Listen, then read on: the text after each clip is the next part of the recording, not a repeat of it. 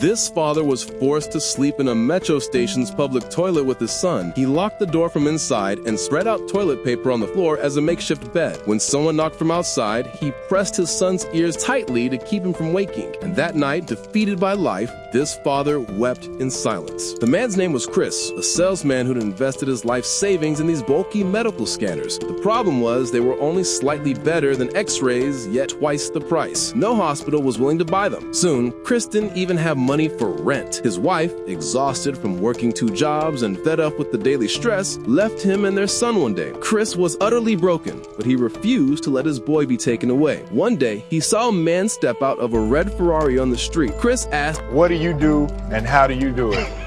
The man said he was a stockbroker, and in that instant, Chris decided he'd do the same. He marched straight to a big brokerage firm and applied for an unpaid internship. Without a degree or money, his application was tossed in the trash. But Chris didn't give up. He waited outside the company for a month until he spotted the HR manager, then cleverly hopped into the same taxi. The manager, trying to solve a Rubik's Cube and eager to shake him off, handed it over with a laugh when Chris claimed he could solve it. And in minutes, Chris did, leaving the manager stunned. He got an interview chance. But the next day, Chris was jailed for unpaid parking tickets. He spent the night behind bars and rushed to the interview upon release, arriving with paint on his body and clothes filthy. The executive stared and asked, "If I hired a man who didn't even wear a shirt to his interview, what would you think?" Chris paused and replied, "He must have had on some really nice pants."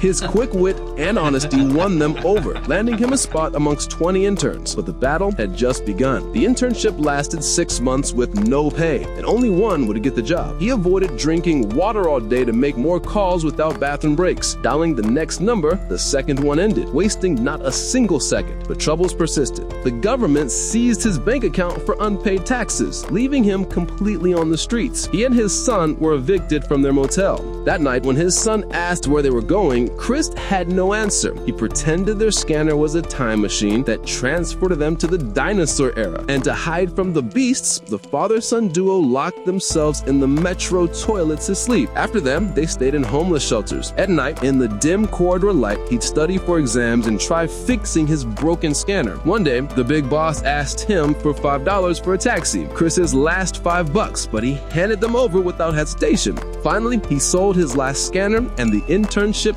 end arrived. Summoned to the partner's office, Chris's breath caught, fearing dismissal. But they said, "Nice shirt. Wear it tomorrow too because it'll be your first day here." Tears filled Chris's eyes. At last, after endless knocks, happiness had come knocking at his door.